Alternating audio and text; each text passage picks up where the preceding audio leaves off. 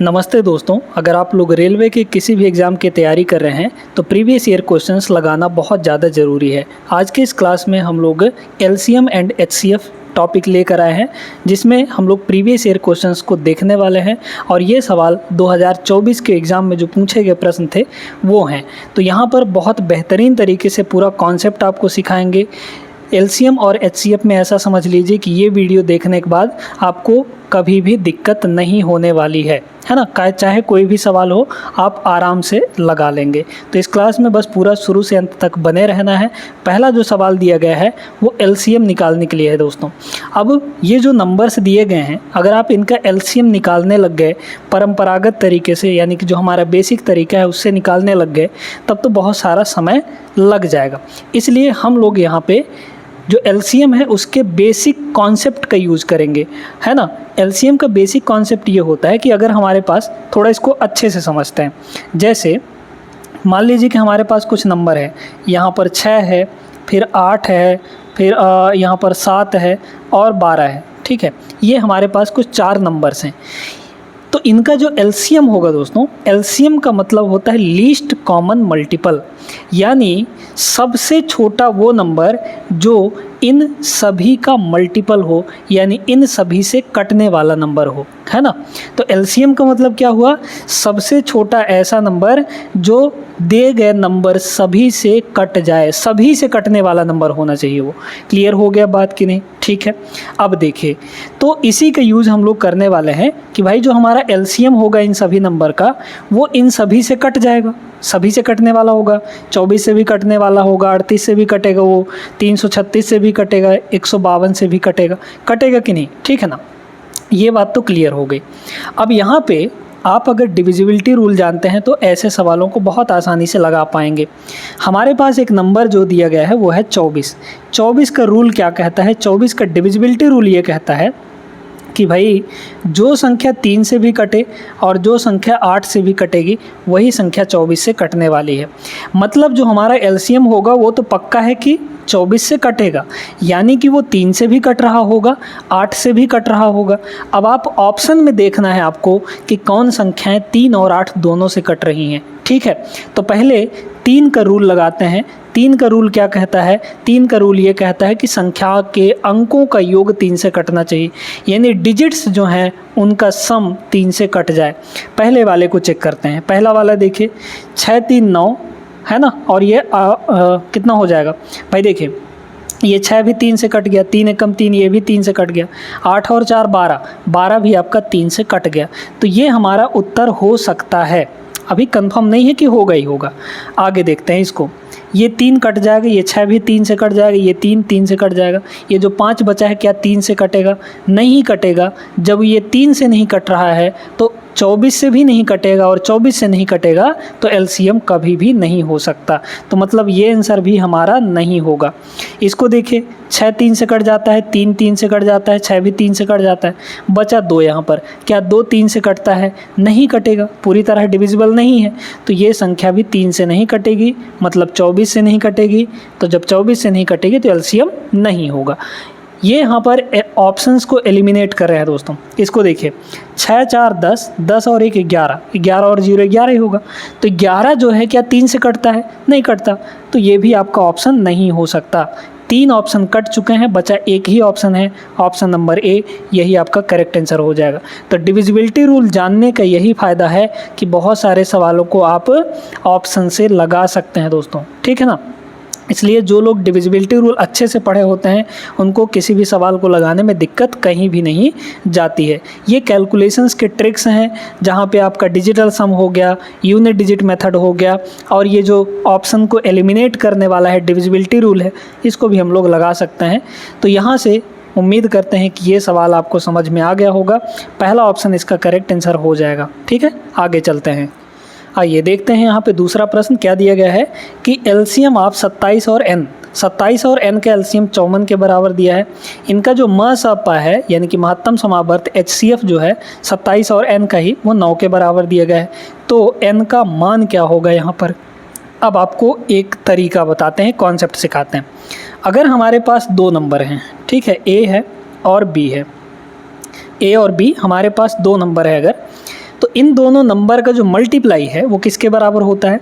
इन दोनों नंबर का जो मल्टीप्लाई है इन्हीं के एलसीएम और एचसीएफ के मल्टीप्लाई के बराबर होता है। ये आपको हमेशा ध्यान रखना है दोस्तों, ठीक है। ये कॉन्सेप्ट बहुत इंपॉर्टेंट है एलसीएम एचसीएफ के अंदर, इससे सवाल बनता ही बनता है। दो संख्याएं अगर हैं तो दो संख्याओं का जो मल्टीप्लाई होगा यानी प्रोडक्ट होगा उनके एलसीएम एचसीएफ के मल्टीप्लाई के बराबर होता है। ये आपको गांठ बांध लेनी है। यहाँ पर दो नंबर है हमारे पास 27 और n, यहाँ भी 27 और n। तो संख्याएं हमारे पास क्या क्या हो गई? 27 और n हो गया। मतलब 27 और n का जो मल्टीप्लाई है, 27 और n का जो मल्टीप्लाई है उनके एलसीएम एचसीएफ के मल्टीप्लाई के बराबर होगा। एलसीएम कितना है यहाँ पर? 54, ठीक है। इन्हीं दोनों का एलसीएम 54 है। मल्टीप्लाई एचसीएफ कितना है यहाँ पे? 9 के बराबर। बस आ गया आपका आंसर, ठीक है। देखिए 27 से ये आपका 27 दूना 54 ना, 2 बार में कट जाएगा। n की वैल्यू कितनी आ गई? 18 के बराबर। 9 दूना 18, मतलब n का जो वैल्यू होगा वो 18 हो जाएगा। ऑप्शन नंबर बी होगा। समझ में आया हो सभी को? वीडियो अगर अच्छी लग रही हो दोस्तों इस चैनल को सब्सक्राइब जरूर कर लीजिएगा यहाँ पर, और वीडियो को भी लाइक कर देना है। आगे बढ़ते हैं क्वेश्चन नंबर 3 पर। देखिएगा यहाँ पे अगला सवाल, तीसरा सवाल बहुत बेहतरीन है। अब इसके लिए भी एक बढ़िया मस्त कॉन्सेप्ट आपको बताने वाले हैं। दो संख्याओं के एलसीएम 84 दिया गया है। यदि संख्याएं 2 और 3 के अनुपात में है तो इन संख्याओं का योग क्या होगा? पहले कॉन्सेप्ट सीख लीजिए, जान लीजिए, फिर आपको ट्रिक भी बता देंगे यहाँ पर, ठीक ना। हमारे पास जो संख्याएं हैं उनका जो रेशियो दिया गया है वो कितना दिया गया है? 2 और 3 के बराबर दिया गया है ना। 2 और 3 रेशियो दिया गया है। अगर हम संख्याएं यहाँ से मानेंगे तो क्या क्या होंगे? 2x और 3x हो जाएंगे, है ना। 2x और यहाँ पर 3x के बराबर, ठीक है, यही ना होगा भाई। रेशियो अगर 2 3 दिया है तो संख्याएं 2x और 3x मान लेंगे। अब आप HCF और LCM के कॉन्सेप्ट पर जाइए। HCF क्या होता है? जो चीज़ कॉमन होता है इनमें, है ना। HCF का मतलब क्या होता है? जो चीज़ें कॉमन है। और इन दोनों में क्या कॉमन है? x यहाँ भी है, x यहाँ भी है, x ही कॉमन है, मतलब x हमारा HCF हो गया। बात करते हैं इनके एलसीएम की, ठीक है। इनके एलसीएम की बात करते हैं हम लोग। तो एलसीएम क्या हो जाएगा दोस्तों? एलसीएम के लिए क्या देखते हैं हम लोग? पहले तो कॉमन चीज़ों को देख लेते हैं। तो x यहाँ भी है, x यहाँ भी है, तो x आ जाएगा। और जो कॉमन नहीं है उनको भी मल्टीप्लाई कर देते हैं, यानी कि 2 और 3 यहाँ पर 6 हो जाएगा, है ना।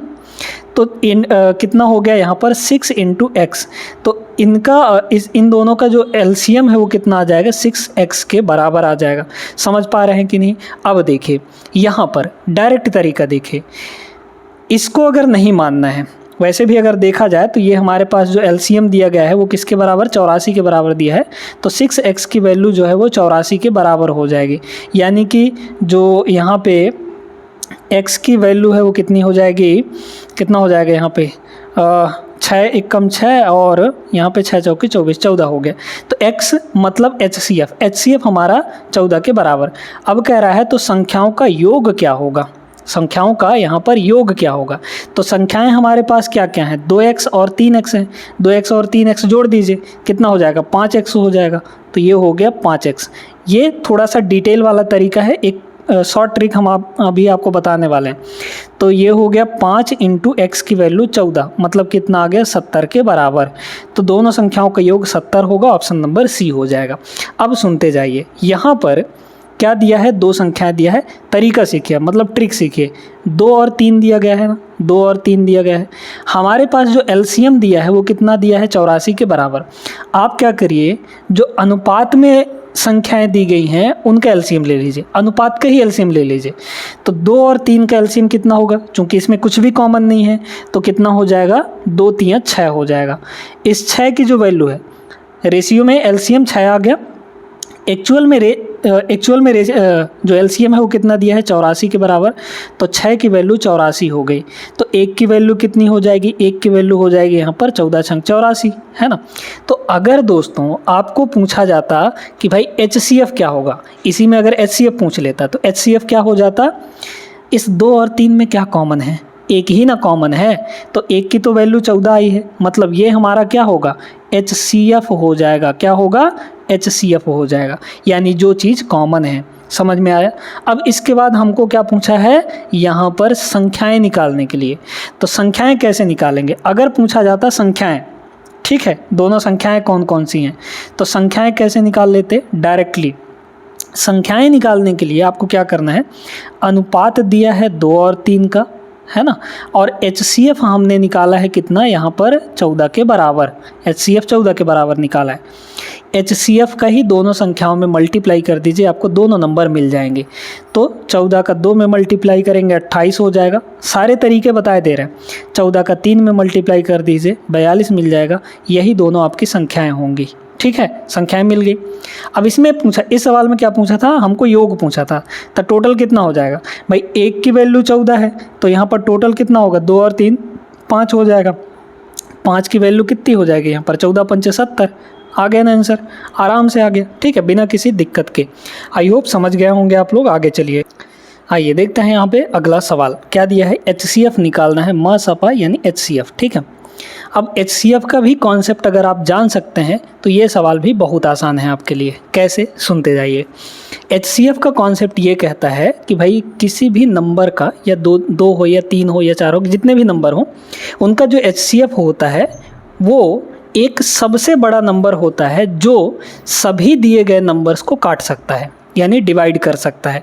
यानी कि 450 और 1500 और 1650 का जो HCF होगा वो सबसे बड़ा वो नंबर होगा जो इन सभी को काट देगा, है ना, होगा सबसे बड़ा नंबर। ठीक है, तो यहाँ पर आप चेक करिए, सबसे बड़ा नंबर आप ऑप्शन में चेक करिए, सबसे बड़ा नंबर कौन सा है, 200 है। ये 200 जो है, अगर ये HCF होगा इनका तो तीनों को काटेगा, काटेगा कि नहीं, बिल्कुल काटेगा। तो ये बताइए, इसके लास्ट में 2 जीरो है, तो जब इसके लास्ट में 2 जीरो है तो ये उसी नंबर को काट सकता है जिसके लास्ट में 2 जीरो होगा। क्या इसके लास्ट में 2 जीरो है, नहीं है, नहीं काट पाएगा इसको। इसके लास्ट में 2 जीरो है, इसको तो काट देगा, है ना, सबको काटना चाहिए तभी वो HCF होता है। तो ये जो हमारा आंसर है ऑप्शन नंबर बी, ये आपका नहीं होगा। ठीक है, सबसे बड़ा नंबर कट चुका है। अब इसके बाद बात करते हैं 150 की। ये 150 किसको किसको काट पाता है, अगर तीनों को काट देगा तो यही हमारा हो जाएगा HCF। इसको देखिए, 450 को क्या काट पाएगा ये 150, बिल्कुल काट देगा। कैसे, देखिए 450 है, यहाँ पर कितना है 450 डिवाइड बाई 150, है ना, तो जीरो से आपका जीरो कट जाएगा और 15 3 45 कट जाएगा। इसको क्या काट देगा, बिल्कुल काट देगा यहाँ पर, है ना। इस 1650 को देखिए क्या काट पाएगा, 1650 को ये 150 क्या काट पाएगा, तो 150 नीचे करिए, ये हो जाएगा। यहाँ पर देखिए 15 1 कम 15, फिर बचा 1 तो 15 हो गया, फिर 15 1 कम 15, कट गया पूरी तरीके से। मतलब ये जो 150 है ये 450 को भी काट रहा है, 1500 को भी डिवाइड कर रहा है, 1650 को भी डिवाइड कर रहा है। इसका मतलब यही इसका HCF हो जाएगा। ठीक है, तो ऑप्शन नंबर बी यहाँ पर करेक्ट आंसर हो जाएगा। आगे चेक करने की ज़रूरत नहीं है। वैसे भी 100 तो होगा नहीं, क्योंकि 100 इसको काट सकता है लेकिन इन दोनों को नहीं काट पाएगा क्योंकि लास्ट में 2 जीरो है।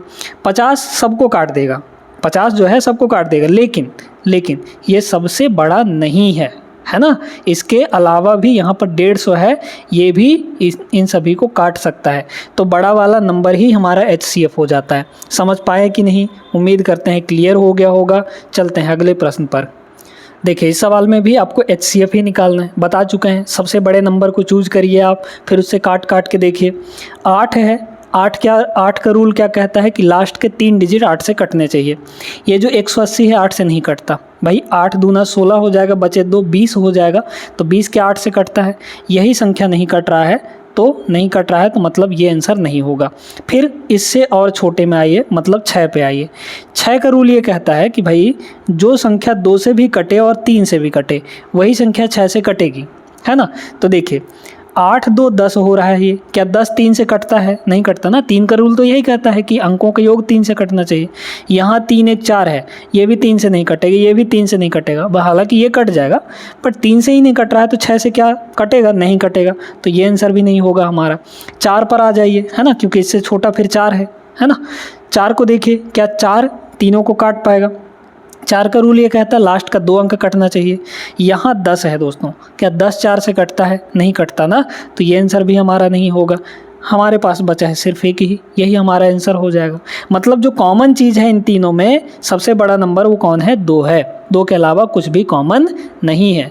आई होप समझ में आ गया होगा सभी को। तो 2 इज़ द करेक्ट आंसर, 2 से सभी कट जाएंगे। समझ में आ गया? आगे चलिए। अब इसमें क्या बोला है, 2 संख्याएं 3 और 2 के अनुपात में, उनके एलसीएम और एचसीएफ क्रमशः यहाँ पर 24 और 4 हैं। इन दोनों में सबसे बड़ी संख्या क्या होगी? बहुत सिंपल सा प्रश्न है, हमने आपको बताया था। संख्याओं का अनुपात क्या दिया है? 3 और 2 के बराबर दिया गया है ना। हमारे पास यहाँ पर सिर्फ एचसीएफ की ज़रूरत है ना। एलसीएम जो दिया गया है वो फालतू में दिया गया है, एचसीएफ की ज़रूरत है दोस्तों, ठीक है। सिर्फ एचसीएफ की ज़रूरत है। एचसीएफ कितना दिया है? एलसीएम तो 24 है, एचसीएफ आपका 4 के बराबर दिया गया। हमने आपको बताया था कि जब भी अनुपात देगा और एचसीएफ देगा तो एचसीएफ को दोनों अनुपात के साथ मल्टीप्लाई कर दीजिए, आपका संख्याएं मिल जाएंगी। तो क्या क्या हो जाएगा? 4 का 3 में मल्टीप्लाई करेंगे ये हो जाएगा 12, और 4 का 2 में मल्टीप्लाई करेंगे ये हो जाएगा 8। तो 12 और 8 मिल गया यहाँ पर संख्याएं। बड़ी संख्या पूछा था तो बड़ी संख्या 12 होगी, ऑप्शन नंबर सी होगा। समझ में आया है सभी को? आगे चलते हैं। 7वां सवाल देखिएगा, ये बहुत बेहतरीन सवाल है। इसके लिए एक छोटा सा स्मार्ट अप्रोच भी बताएंगे। पहले इस सवाल को देख लीजिए कैसे करना है बेसिक तरीके से। यहाँ पर आपको दिया है एचसीएफ और एलसीएम क्रमशः, हिंदी वाले में तो नहीं दिया है, इंग्लिश वाले में ज़रूर दिया है। एचसीएफ 57 है और एलसीएम हमारा 114 है। हमें बोला एक संख्या दूसरी संख्या की 9/2 गुना है, यानी एक संख्या मान लीजिए x है तो जो y होगा दूसरी संख्या वो कितना हो जाएगा यहाँ पर 9/2। मतलब हम ये कह सकते हैं कि y इधर आ जाएगा तो x/y हो जाएगा। x/y जो है वो 9 और 2 है, यानी कि x रेशियो y जो है वो हमारा 9 और 2 का आ गया। मतलब यहाँ पर एक संख्या 9 यूनिट है, दूसरी संख्या यहाँ पर 2 यूनिट है, ठीक है। अब देखिए यहाँ पर अगर हम संख्याएं माने तो संख्याएं क्या होंगी? एक हो जाएगा 9a कह सकते हैं और दूसरा हो जाएगा 2a हो जाएगा, है ना। अब आप जानते हैं कॉन्सेप्ट की संख्याओं का मल्टीप्लाई उनके एलसीएम एचसीएफ के मल्टीप्लाई के बराबर होता है। तो ये हो गया, संख्याओं को मल्टीप्लाई करिए, इन दोनों को मल्टीप्लाई करेंगे कितना हो जाएगा? 9 दूना 18, 18 इंटू ए स्क्वायर, है ना, a इंटू ए स्क्वायर। ये किसके बराबर होगा? एलसीएम एचसीएफ के मल्टीप्लाई के बराबर, यानी कि यहाँ पर 57 गुणे 114। क्लियर है यहाँ तक? काट लीजिए कितना हो जाएगा। 9 से अगर काटेंगे तो 9 से ये नहीं कटेगा, ठीक है। 19 3 57, 3 से ज़रूर कट जाएगा। 3 से इसको काटिए, 3 छक्के 18, ये हो जाएगा आपका 19।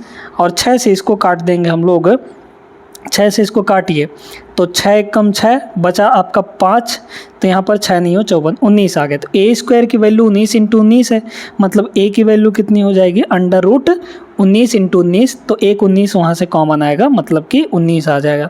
तो ए की वैल्यू 19 हो गई। हमें बड़ी संख्या पूछा था तो बड़ी संख्या 9 इंटू ए है, तो यहाँ पर 9 इंटू 19 यानी कि a की वैल्यू 19 है, तो 19 गुणे 9 करेंगे 171 आ जाएगा, ठीक है। 171 ऑप्शन नंबर डी इसका करेक्ट आंसर है, ठीक है। इतना करने की ज़रूरत आपको बिल्कुल भी नहीं थी। तो कैसे करेंगे सुनते जाइएगा। यहाँ पर ये बताइए कि हमारे पास दोनों संख्याओं का रेशियो कितना आया है? 9 और 2 आया है। बड़ी संख्या पूछा था यानी कि 9 यूनिट का वैल्यू पूछा था, है ना। मतलब जो हमारा बड़ा संख्या होगा वो 9 गुना आएगा किसी न किसी संख्या का, यानी 9 का मल्टीपल होगा। 9 का मल्टीपल चेक कर लीजिए कौन सा ऑप्शन है। 9 का मल्टीपल होने का मतलब ये है 9 से कटने वाला नंबर। 9 से वही संख्या कटता है जिसके अंकों का योग 9 से कटे। देखिए यहाँ पर 4 2 6 1 7, क्या 7 9 से कटता है? नहीं कटता, तो ये आंसर नहीं हो सकता आपका। यहाँ 4 5 9 1 10, 10 9 से नहीं कटता, तो ये आंसर भी नहीं हो सकता आपका। यहाँ देखिए 8 6 14 1 15, 15 भी 9 से नहीं कटता, तो ये आंसर नहीं हो सकता आपका। यहाँ देखिए 7 1 8 1 9, 9 जो है 9 से कट जाता है, मतलब एक ही आंसर है जो 9 से कटने वाला है, वही हमारा आंसर हो जाएगा। समझ पा रहे हैं कि नहीं? उम्मीद करते हैं क्लियर हो गया होगा। तो इससे भी आसान तरीका तो ये वाला है, डिविजिबिलिटी रूल वाला। आगे चलिए अगले प्रश्न पर। देखिए यहाँ पर अब देखते हैं बहुत बढ़िया प्रश्न क्या दिया गया है। दो संख्याओं का महत्तम समावर्त यानी कि GCD है ना, लघुत्तम समावर्त 12 और 480 दिए गए हैं। संख्याएं 5 और 8 के अनुपात में है, तो संख्याएं क्या क्या हो जाएंगी हमारे पास? 5A और 8A हो जाएगा कि नहीं? इन दोनों का मल्टीप्लाई आप जानते हैं LCM HCF की मल्टीप्लाई के बराबर होता है, यानी ये हो जाएगा HCF और LCM का मल्टीप्लाई, ठीक है। उसी तरीके से आपको लगाना है पिछले प्रश्न जैसा। काट दीजिए इसको, 8 से ये कट जाएगा, 8 छक्के 48 यानी 60 आ गया, और 5 से ये कट जाएगा, आपका 12 आ गया है ना। तो यहाँ पर हो गया ए स्क्वायर की वैल्यू 12 इंटू 12, तो ए की वैल्यू हो जाएगी सीधे सीधे 12। यहाँ तक समझ में आ गया होगा। हमें क्या चाहिए था, दोनों संख्याओं के बीच का अंतर। पहली संख्या हमारे पास 5a था, दूसरी संख्या 8a था, दोनों का डिफरेंस कितना है देख लीजिए, 3a के बराबर है।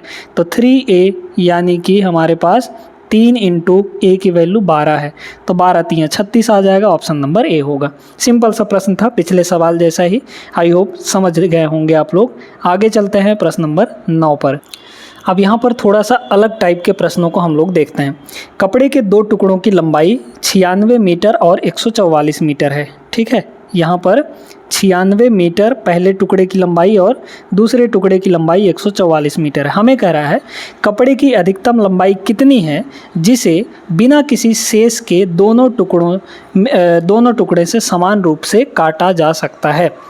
तो यहाँ पर ऐसे केस में हम लोग ले लेते हैं HCF। क्या करना है आपको, HCF लेना है। तो यहाँ पर देखिए इन दोनों का HCF कितना आ जाएगा। पहले तो इन दोनों का डिफरेंस ले लीजिए। HCF निकालने का सबसे बढ़िया तरीका होता है कि डिफरेंस ले लेना है आपको, है ना। तो इन दोनों का डिफरेंस लीजिए, कितना हो जाएगा, यहाँ पर ये हो जाएगा 14 में से 6 गया तो ये हो गया 8, और यहाँ पर बचा आपका 13 में 9 गया तो ये हो जाएगा 4, 48 हो गया, ठीक है 48। तो अब जो HCF होगा हमारा वो या तो 48 ही होगा या फिर इसका कोई फैक्टर होगा, है ना। तो 96 तो हो नहीं सकता क्योंकि ये बड़ा है ना, इससे छोटे ही कोई नंबर होंगे, तो या तो 48 होगा। आप चेक कैसे करेंगे, देखिए अब ये देखना है कि ये 48 जो है इन दोनों को काट देता है कि नहीं। अगर काट दिए तो यही HCF हो जाएगा, मतलब यही हमारा आंसर हो जाएगा। तो 48 दूना 96 आप जानते हैं, और 48 तियाँ यहाँ पर 144 ये भी होता है।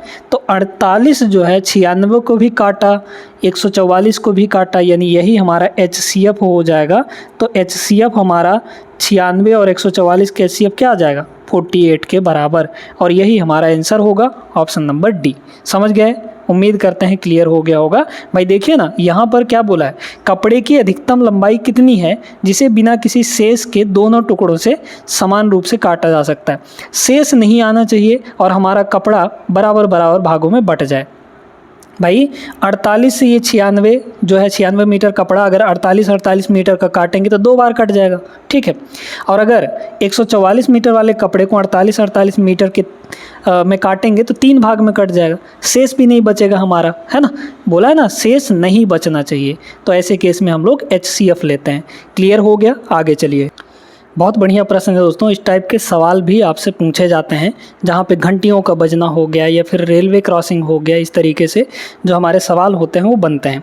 क्या बोला है, 5 घंटियाँ शुरुआत में एक साथ बज जाती हैं, फिर वो क्रमानुसार पहली घंटी 4 सेकंड बाद बजती है, दूसरी घंटी यहाँ पर 8 सेकंड बाद बजती है ना, 8 सेकंड बाद बजती है, तीसरी घंटी 12 सेकंड बाद बजती है, फिर चौथी घंटी यहाँ पर 16 सेकंड में बजती है, हर एक 16 सेकंड में बजती है, और जो 5वीं घंटी है वो हर एक 20 सेकंड में बजती है ना। कह रहा है यदि वे 12 PM पर यानी दोपहर 12 बजे एक साथ बजना शुरू करती है, मतलब एक साथ 12 PM पर बजी थी, तो 12 PM से 3 बजे के बीच में कितनी बार टोटल यहाँ पर बज जाएंगी। समझ में आ गया, अच्छे से देखिएगा, ध्यान से समझिएगा इस सवाल को क्या कह रहा है। अगर हम बात करें कि कितने सेकंड बाद ये फिर से बजेंगी, है ना, एक साथ, पहले तो एक साथ बज चुकी, अब कितने सेकंड बाद फिर से बजेंगी। तो ऐसे में हम क्या करेंगे, इन सभी का ले लेंगे LCM, उतने ही सेकंड बाद यहाँ पर बज जाएंगे। 4, 8, 12, 16, 20 का LCM ले लेंगे, कितना आएगा। देखिए यहाँ पर 8 और 16 का LCM 8 ही होता है, 16 होता है, तो 8 को काट दीजिए। 4 और 12 का LCM 12 हो जाएगा, काट दिए, ठीक है, 4 को कट गया, है ना। अब देखिए इनका 12 और 24 या फिर 12 और 16 का LCM, 12 और 16 का LCM कितना आ जाएगा, 12 चौके 48, 16 3 48, मतलब इन दोनों का LCM 48 आ गया, ठीक है। अब हमें 48 और 20 का LCM चाहिए, क्या हो जाएगा, है ना। 48 और 20 का एलसीएम क्या क्या कॉमन निकाल सकते हैं, 4 कॉमन आ सकता है ना। 4 अगर इसमें से कॉमन लिए हैं तो 12 बचेगा, और यहाँ से 4 कॉमन लिए हैं तो 5 बचेगा, है ना। अब देखिए 12 और 5 के एलसीएम, इनमें कुछ कॉमन नहीं है तो इनका मल्टीप्लाई ही एलसीएम बनेगा। 12 पंचे 60, 60 गुणे 4 करेंगे तो 6 चौके 24, 240 आ जाएगा। तो 240, इन सभी के एलसीएम कितना आ गया, 240। तो 240 सेकंड बाद दोस्तों यहाँ पर फिर से वो एक साथ बजेंगी। समझ में आया। 240 सेकंड को मिनट में बदल लीजिए, ठीक है। देखिए यहाँ पर अगर मिनट में हम लोग बदलेंगे तो 60 से डिवाइड करना पड़ेगा, 60 से डिवाइड करेंगे तो 6 चौके 24 यानी 4 मिनट आ गया। मतलब हर एक 4 मिनट के बाद वो बजेंगी एक साथ। तो पहले बजी थी यहाँ पर 12 बजे, अब कह रहा है 12 से 3 के बीच में कितनी बार बजेंगी, है ना। तो 12 से 3 के बीच में आप देखिए कितने घंटे हो गए टोटल, है ना। 12 से 1 घंटा, 1 से 2 घंटा, 2 से 3 घंटा, यानी कि टोटल 3 घंटा हुआ। और 3 घंटे के मतलब 3 घंटे का मतलब कितना हुआ टोटल यहाँ पर 6 त्रिक 18, 180 मिनट, है ना। 3 घंटे का मतलब 180 मिनट। तो इस 180 मिनट में कितनी बार बच जाएंगी भाई, हर एक 4 मिनट के बाद एक बार बचती हैं। तो इस 180 में 4 मिनट से डिवाइड कर दीजिए, और पूरी कितनी बार जा रहा है उसको काट देख लीजिए, आप कहा जाएगा आंसर कि कितनी बार बज रही हैं। 4 से काटेंगे, 4 चौके 16, ठीक है। बचा 2 यहाँ पर, तो कितना हो जाएगा, 4 चौके ये हो गया 16 आपका, और फिर बचा 2 तो 20 हो गया, 4 पंचे 20 हो गया। मतलब यहाँ पर हो गया दोस्तों आपका 45, सॉरी मिनट नहीं 45 बार, ठीक है 45 बार। लेकिन सुनिएगा, 45 बार तो बीच में हो गई, ठीक है 45 बार यहाँ पर बीच में हो गई, लेकिन एक बार शुरू में भी तो बजा था, यानी 45 और 1 कितना हो जाएगा 46। Option number D is the correct answer. I hope सभी लोग समझ गए होंगे। चलते हैं यहाँ पर अगले प्रश्न पर। अगला सवाल देखते हैं। आरआरबी जेईई 2024 का सवाल है। क्या दिया गया है, 3 कंपनियों के सायरन शुरू में एक साथ बजते हैं। सेम वैसा ही सवाल है। फिर क्रमशः 12 मिनट, 16 मिनट, 20 मिनट के अंतराल पर बजते रहते हैं। पहली बार एक साथ बजने के समय से 16 घंटे और 12 मिनट की अवधि में कितने बार एक साथ बजेंगे। बहुत बढ़िया प्रश्न है, ठीक है। देखिएगा यहाँ पर 12 मिनट बाद एक साथ, 16 मिनट बाद एक साथ 16 मिनट बाद फिर बजती है दूसरी घंटी, दूसरा सायरन, और तीसरा सायरन यहाँ पर 20 मिनट बाद, ठीक है 20 मिनट के अंतराल में। इनका ले लेना है एलसीएम। तो 12, 16, 20 का एलसीएम बताए थे, 12 और 16 का एलसीएम 48, 48 और 20 का एलसीएम 240 आ जाएगा। अभी ने निकाले हैं पिछले सवाल में ही। 240 मिनट है ना, मिनट, तो इसको घंटे में बदल लीजिए, ठीक है। घंटे में अगर हम लोग बदलेंगे तो घंटे में जब बदलेंगे तो कितना हो जाएगा, 60 से डिवाइड कर देंगे। 60 से डिवाइड जैसे ही करेंगे तो 6 चौके 24 यानी कि 4 घंटे आ जाएगा, है ना 4 घंटे। तो हर एक 4 घंटे के बाद जो है घंटियाँ या सायरन साथ में बज रही हैं। अब यहाँ पर देखिए कि 16 घंटे और 12 मिनट की अवधि में कितनी बार एक साथ बजेंगे, है ना। तो कैसे निकालेंगे, देखिए 16 घंटे 12 मिनट, 16 घंटे का मतलब क्या हुआ कि अगर मिनट में बदलेंगे तो 16 गुणे 60 करना पड़ेगा, ये मिनट में हो गया, और प्लस कितना मिनट है यहाँ पर 12 मिनट है। तो 16 छक्के 96 यानी 960 ये हो गया, 960 और 12 972 मिनट हो जाएगा। इस 972 मिनट में कितनी बार बजेगा ये आपको देखना है, ठीक है। तो पहला जो है 240 मिनट पे, या फिर ऐसा समझिए कि पहला जो बजेगा वो तो 00 मिनट पे बजेगा, है ना। हमारे पास यहाँ पर टोटल 240 है, इसको घंटे मत बदलिए, ठीक है, इसको मिनट में ही रहने दीजिए। तो पहला जो था वो बज चुका है शुरू में ही, पहला जो है वो बज चुका है शुरू में ही। अब अगला कितने में बजेगा, यहाँ पर अगला बजेगा आपका यहाँ पर 240 पे। तो पहला हो गया 0 पे, दूसरा बज जाएगा 240 पे, है ना 240 पे। फिर अगला 240 बढ़ाते जाइए, है ना 240 मिनट फिर इसमें जोड़ देंगे। तो 240 मिनट जोड़ेंगे तो 24 दूना 48 यानी कि यहाँ पर 480 हो जाएगा। सॉरी, यहाँ पर अगर 240 इसमें जोड़ेंगे, हाँ ठीक है 240, तो यहाँ पर 480 हो गया। फिर इसमें 240 और जोड़ेंगे तो कितना हो जाएगा 24 24 3 72 720 हो जाएगा, ठीक है। फिर अगला 240 जोड़ेंगे तो कितना हो जाएगा यहाँ पर 24 चौके 96 हो जाएगा, 960 मिनट हो जाएगा, 960 मिनट, ठीक है। फिर इसके बाद ये 960 के बाद फिर अगर हम लोग लेंगे तो फिर वो आगे चला जाएगा, है ना, 972 से। तो 972 मिनट के अंदर ही देखना था। तो कितनी बार बज गई, एक शुरू में बजा था तो 1 2 3 4 और 5, टोटल 5 बार हो जाएगा। 4 बार मत कर दीजिए, गलत हो जाएगा, क्योंकि शुरू में भी तो बजा था एक बार, शुरू में भी तो बजा था एक बार। हमको टोटल पूछा है कि 16 घंटे 12 मिनट की अवधि में कितनी बार बजेंगे एक साथ, तो 5 बार बजेंगे। ऑप्शन नंबर डी यहाँ पर राइट आंसर हो जाएगा। आई होप सभी लोग समझ गए होंगे। तो आज के इस क्लास में दोस्तों बस इतना ही। उम्मीद करते हैं कि ये सेशन आपको पसंद आया होगा। वीडियो अगर अच्छी लगी हो तो लाइक कर दीजिए, चैनल को भी ज़रूर सब्सक्राइब कर लेना है। मिलते हैं अगले क्लास में ऐसे ही बेहतरीन कॉन्सेप्ट के साथ, सवालों के साथ। तब तक के लिए जय हिंद।